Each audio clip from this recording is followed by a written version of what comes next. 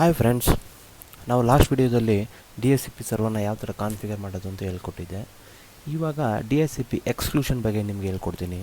ಇವಾಗ ಯಾವ ಥರ ಅಂದರೆ, ಫಾರ್ ಎಕ್ಸಾಂಪಲ್ ನಮ್ಮ ನೆಟ್ವರ್ಕಲ್ಲಿ ಬರೀ ಓನ್ಲಿ ಸಿಸ್ಟಮ್ಸ್ ಮಾತ್ರ ಇರೋದಿಲ್ಲ, ಆ್ಯಕ್ಚುಲಿ ಸರ್ವರ್ಸ್ ಇರುತ್ತೆ. ಫಾರ್ ಎಕ್ಸಾಂಪಲ್ ನಾನು 2 ಸರ್ವರ್ನ ತೊಗೊಂಡಿದ್ದೀನಿ. ಒಂದು for example E D server, next ಒಂದು ಆ್ಯಂಟಿವೈರಸ್ ಸರ್ವರ್ ಅಂತ. ತುಂಬ ಸರ್ವರ್ಸ್ ಇರುತ್ತೆ, ಬಟ್ ಫಾರ್ ಎಕ್ಸಾಂಪಲ್ ನಾನು 2 ಸರ್ವರ್ನ ತೊಗೊಂಡಿದ್ದೀನಿ.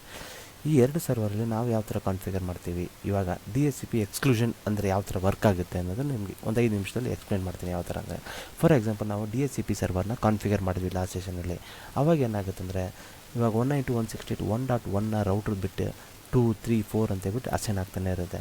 ಫಾರ್ ಎಕ್ಸಾಂಪಲ್ ನಾವೇನು ಮಾಡಬೇಕಂದ್ರೆ, ಇವಾಗ ಸರ್ವರ್ ನೆಟ್ವರ್ಕ್ಗೆ ಒಂದಷ್ಟು ಐ ಪಿ ಅಡ್ರೆಸ್ನ ನಾವು ಎಕ್ಸ್ಕ್ಲೂಡ್ ಮಾಡ್ಕೊಬೇಕು. ಎಕ್ಸ್ಕ್ಲೂಡ್ ಇನ್ ದ ಸೆನ್ಸ್ ಅದೇನಾಗುತ್ತೆ ಅಂದರೆ, ಆ ಐ ಪಿ ಅಡ್ರೆಸ್ನ ನಾವು ಎಕ್ಸ್ಕ್ಲೂಡ್ ಮಾಡಿರೋದನ್ನು ಬೇರೆ ಯಾವುದೋ ಕ್ಲೈಂಟ್ಸ್ಗೂ ಅಸೈನ್ ಮಾಡಲ್ಲ D S C P server. ಆದುದರಿಂದ ನಾವು ಅದನ್ನು D S C P exclusion ಅಂತ ಹೇಳ್ತೀವಿ. ಆ ಐ ಪಿ ಅಡ್ರೆಸ್ನ ನಾವು ಮ್ಯಾನ್ಯಲ್ ಆಗಿ ಸರ್ವರ್ಗೆ ಎಂಟ್ರಿ ಮಾಡಿಕೊಂಡ್ರೆ, ಅದು ಅಷ್ಟು ರೇಂಜ್, ನಾವು ಯಾವ ರೇಂಜ್ ಕೊಟ್ಟಿರ್ತೀವಿ ಆ ರೇಂಜ್ ಐ ಪಿ ಅಡ್ರೆಸ್ಸು ನಮಗೆ ಸಿಗುತ್ತೆ. ನಾನು ಇವಾಗ ಫಾರ್ ಎಕ್ಸಾಂಪಲ್ ಅದನ್ನು ಯಾವ ಥರ ಕಾನ್ಫಿಗರ್ ಮಾಡೋದು ಅಂತ ನಿಮಗೆ ಹೇಳ್ಕೊಡ್ತೀನಿ. ಅದಕ್ಕಿಂತ ಮುಂಚೆ ನಾವು ಲಾಸ್ಟ್ ಟೈಮ್ ಯಾವ ಥರ ಕನೆಕ್ಟ್ ಮಾಡ್ಕೊಂಡಿದ್ವಿ, same connection method. For example server ಮತ್ತು 2 ಸರ್ವರ್ಗೆ ನಾವು ಹೊಸ ಕನೆಕ್ಷನ್ ಕೊಟ್ಕೊಂಡಿದ್ದೀನಿ, ಸ್ವಿಚ್ಚಿಂದನೇ ಕೊಟ್ಕೊಂಡಿದ್ದೀನಿ. ಡಿ ಎಸ್ ಸಿ ಪಿ ಸರ್ವರ್ನ ಕಾನ್ಫಿಗರ್ ಮಾಡಾದ್ಮೇಲೆ ನಿಮಗೆ ಯಾವ ಥರ ಮಾಡೋದು ಅಂತ ತೋರಿಸ್ಕೊಡ್ತೀನಿ ಕಮಾಂಡ್ಸ್ನ. ಎನೇಬಲ್ ಕಾನ್ಫಿಗರ್ ಅಂತ ಆದಮೇಲೆ, ಫಾರ್ ಎಕ್ಸಾಂಪಲ್ ಇವಾಗ ಆಲ್ರೆಡಿ ನಾವು ಡಿ ಎಸ್ ಸಿ ಪಿ ಸರ್ವರ್ನ ಕಾನ್ಫಿಗರ್ ಮಾಡಿದ್ದೀವಿ. ಇವಾಗ ನಾವು ಇವಾಗ ಫಾರ್ ಎಕ್ಸಾಂಪಲ್ ನಾವು ಓನ್ಲಿ ಎಕ್ಸ್ಕ್ಲೂಷನ್ ಮಾತ್ರ ಮಾಡಬೇಕು. ಇವಾಗ ಅದಕ್ಕೆ command I P D H C P exclusion.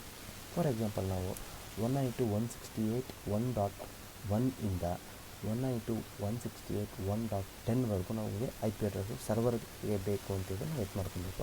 ಅದನ್ನು ಯಾವ ಥರ ಕಾನ್ಫಿಗರ್ ಮಾಡೋದು ಅಂತ ತೋರಿಸ್ಕೊಡ್ತೀನಿ.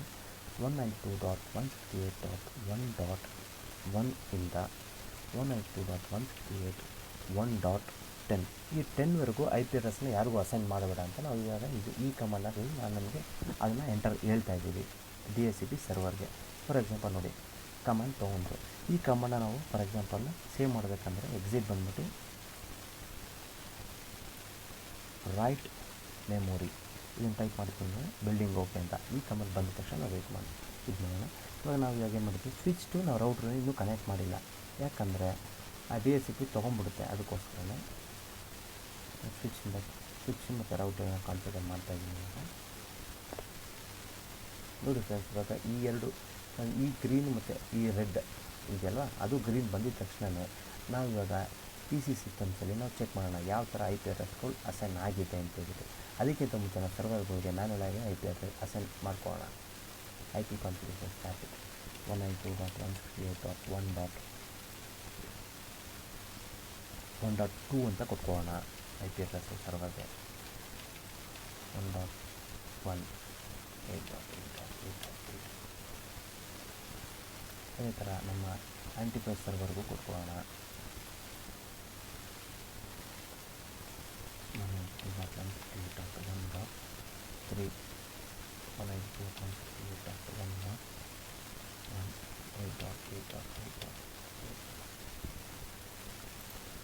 ಈ ಥರ 2 ನಾವು ಕಾನ್ಫಿಗರ್ ಮಾಡ್ಕೊಂಡಿದ್ವಿ. ಇವಾಗ ನೋಡಿ, 2 ಕಡೆಯೂ ಗ್ರೀನ್ ಬಂದಿದೆ. ಇವಾಗ ನಾವು ಪಿ ಸಿ ಇದರಲ್ಲಿ ಚೆಕ್ ಮಾಡ್ಕೊಳ್ಳೋಣ ಯಾವಿಂದ ಐ ಪಿ ಅಡ್ರೆಸ್ ಅಸೈನ್ ಆಗಿದೆ ಅಂತ ಹೇಳ್ಬಿಟ್ಟು. D S C P server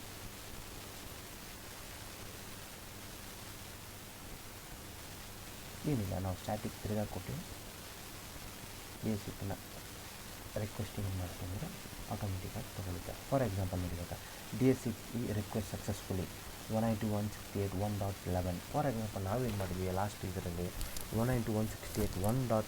ಇಂದ 192.168.1.10ವರೆಗೂ ಯಾರಿಗೂ ಅಸೈನ್ ಮಾಡಬೇಡ ಅಂತೇಳಿ ನಾವು ಕಮಾಂಡ್ ಕೊಟ್ಟಿದ್ವಿ. ಆ ಕಮಾಂಡನ್ನು ನಾನು ಕೆಳಗಡೆ ಡಿಸ್ಕ್ರಿಪ್ಷನ್ ಹಾಕಿರ್ತೀನಿ, ನೀವು ಅದನ್ನು ಯೂಸ್ ಮಾಡ್ಕೊಂಡು ನೀವು ಆ ಕಮಾಂಡನ್ನ ಯೂಟಿಲೈಸ್ ಮಾಡ್ಕೊಬೋದು. D S C P exclusion ಯಾವ ಥರ ಮಾಡೋದು ಅಂತ ನನಗೆ ಈ ವಿಡಿಯೋದಲ್ಲಿ ಹೇಳ್ಕೊಟ್ಟೆ. Thanks for watching.